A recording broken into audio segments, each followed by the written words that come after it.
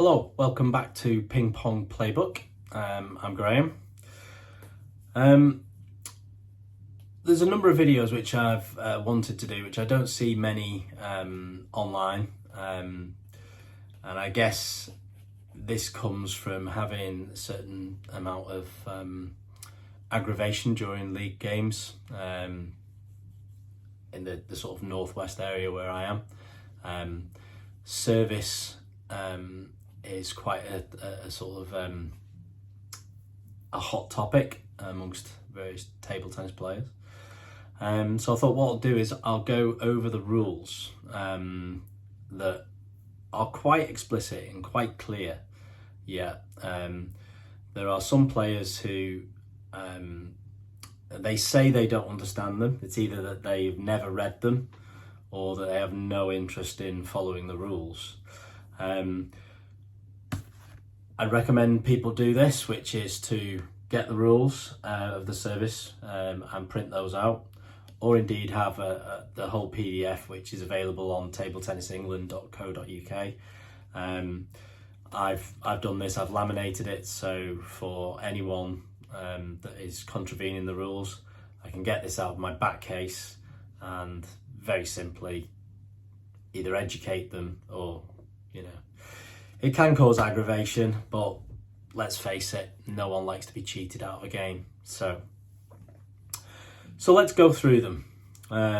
So as of today, which is the 19th of January 2024, these are the service rules. They start on the Table Tennis England website at 2.6. So let's take 2.6.1. Service shall start with the ball resting freely on the open palm of the server's stationary freehand. So this is open palm, this is not. So very clear, because in this way, when you throw the ball up, you can potentially roll that ball off your fingers and impart some type of spin. Free palm, it's very difficult to do so, although some people will try and rotate the hand away, but that should be caught as well. So that's to prevent spin being initiated during the start of the serve. 2.6.2, the server shall then project the ball near vertically upwards without imparting spin, what I said earlier, so that it rises at least 16 centimeters after leaving the palm of the free hand and then falls without touching anything before being struck. Now, this is another thing I recommend that you print out and put in your bag, but this is 16 centimeters. It's no longer 6 inches, as people suggest. Now, the point here is that many people will sort of raise the hand with the ball and then leave the ball there, dropping the hand away, and they think that that's legal. It is not legal. When the ball leaves the palm, so if I throw the ball up and I stop there, at the point that that ball leaves my hand and I drop that away, the ball must continue up to the 16 centimeters and then fall uninterrupted or without hitting anything before contact is made. That's probably the key thing, which at all league level they simply cannot do. People literally just serve straight out of the hand. They'll literally, and that's that. Barely a throw up. It allows people to be able to really pick the point on the ball and to really cut into it, imparting a great deal of backspin, so that really as an attacker you have very little option unless you're very, very good and your timing is on point, and I mean excellent. It's very hard to actually topspin that ball because it's so spinny. yeah, so you have really very little option but to push it back. The other thing that you can do, obviously, if you serve straight out of the hand, is you can effectively control to 100% level the direction of that ball. Whereas if you have to throw the ball up and time it, it's much more difficult to get that perfect direction. So, you know, from straight out the hand, I can go, right, that's straight down the line, that's straight, you know, right into the corner, and I can control the speed of it much easier. I don't have to find that time, that contact point where you actually have to watch the ball on its descent. Now, let's move on. 2.6.3. As the ball is falling, the server shall strike it so that it touches first his or her court and then touches directly the receiver's court. And in doubles, the ball shall touch successively the right half court of the server and the receiver. So right to right, and that's always the same in doubles.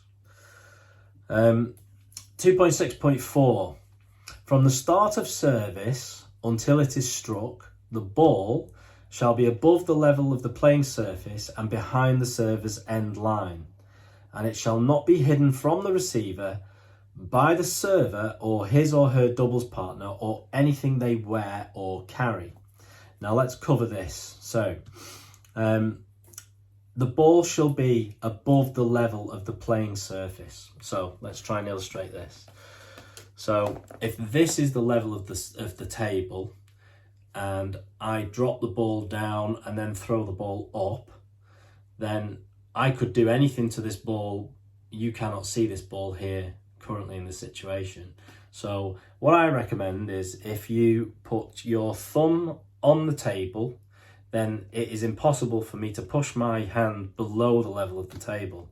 I can keep it there and my service action will always go upwards from the table surface. So that will prevent that. And then moving on to the point where the ball shall not be hidden from the receiver, that would be you if I'm serving, by his or her doubles partner or anything that they wear or carry. So it's any part of my body, any part of my doubles partner or doubles partner's body, or anything that we wear. So in other words, and what could be written far simpler, is that ball should be visible to your opponent at all times. It should never disappear behind. So if I was serving and I threw the ball up and I leant in and that ball then travels behind my head, even though it's perhaps not contacted anything. We see this with Felix Lebrun, I think. He's a number of foul serves that the ball does get thrown up very high, but it disappears behind his head. Now, I will say a lot of international umpires do let this slide. It's a question whether or not they get an advantage from it, but frankly, let's be perfectly honest, advantage under serve is irrelevant when we're talking about the rules. So either way, so no part of clothing, no part of body, no part of your partners in doubles, body or clothing, and again must be above the level of the playing surface. So let's move on. So 2.6.5. As soon as the ball has been projected, that's thrown up, the server's free arm and hand shall be removed from the space between the ball and the net. So obviously you have, where the table is, and then where the net is. So there should be nothing in between there. So as an example, so if I'm here, I throw the ball up, I can't move the arm in between now where the ball is going to fall and where the net is, which is that side. So as the ball falls, you need to be able to see that ball. It's kind of covered by the previous rule. However, originally this was allowed. It is no longer. So anyone that's not doing this should re-educate themselves. Excuse me. It goes on to say, the space between the ball and the net is defined by the ball, the net, and its indefinite upward extension. So let me read that again. As soon as the ball has been projected, the server's free arm and hand shall be removed from the space between the ball and the net. The space between the ball and the net is defined by the ball, the net, and its indefinite upward extension. I think we've covered that. That's quite clear. 2.6.6. It is the responsibility of the player to serve so that the umpire or the assistant umpire in certain games, because you have umpires on either side of the net, depending on what level. So international level, they typically have one person with a score machine and the other person who actually calls the score. It is the responsibility of the player to serve so that the umpire or the assistant umpire can be satisfied that he or she complies with the requirements of the law and either may decide that a service is incorrect. And then there's a sub-point. If either the umpire or the assistant umpire is not sure about the legality of a service, he or she may, on the first occasion in a match, interrupt play and warn the server. However, goes on to say, but any subsequent service by that player or his or her doubles partner which is not clearly legal, and that's clearly legal. So again, it's kind of up to the umpire, but that shall be considered incorrect. So they can warn on the first instance, and after that, they can effectively lose points for foul serves. Not suggesting that people do this in league games is to effectively say point away. You may need to discuss that with the league committee to see what their stance on that will be. Normally, a fair thing to do is to call a let and make them serve again. And just keep repeating that until you're happy with the service. And then finally, 2.6.7. Exceptionally, the umpire may relax the requirements for a good service where he or she is satisfied that compliance is prevented by a physical disability. Now, I have some experience of this, in that my table tennis coach of many years, a person that I've got a great deal of love for, Dennis Ubidu, and he has an issue with his left hand where to put the ball on the palm of his hand is something I've never seen him do. He typically has the ball which is here, and he'll throw the ball up from there. Again, perfectly legal. Obviously, physical disabilities are something which we all need to take a great deal of care about, and have certain love for the people who have very, very severe difficulties in playing. And there are some great players out there, both for the England camp and elsewhere and worldwide. And I encourage you to go watch as many games of theirs as you can. The entertainment value is absolutely fantastic. Shout out to Jack Hunter Spivey. You know how good you are. So that's table tennis service rules as covered, as say from Table Tennis England. I encourage you to do both of these things, which is to print the rules and have a marker for how they should be thrown up, which is 16 centimeters. It is important to have in your back case, as having something such as a pen, which I'm going to show you the coolest pen that I think I own.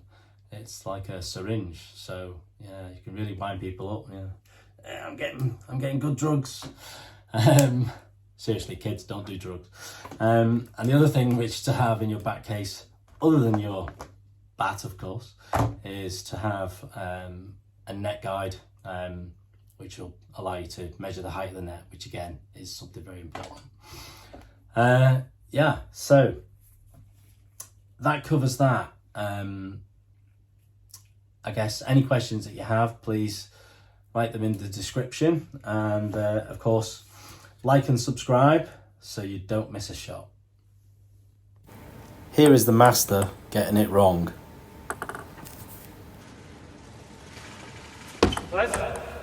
Make sure the ball is not hidden behind the head. Zero toss serve, straight out the hand. I enclose a couple of clips there. One of the master, the goat, Marlon getting it wrong, and a couple of matches of mine and friends that I watch, and you can see just how easily it is to foul serve, and how difficult it makes it to win the point or to make a positive shot. The last example in particular was served straight out the hand and put me on the back foot immediately. Players don't need to do this. They're good enough, you know, and we should all strive for a more enjoyable experience when we play table tennis. Don't forget to like and subscribe so you don't miss a shot.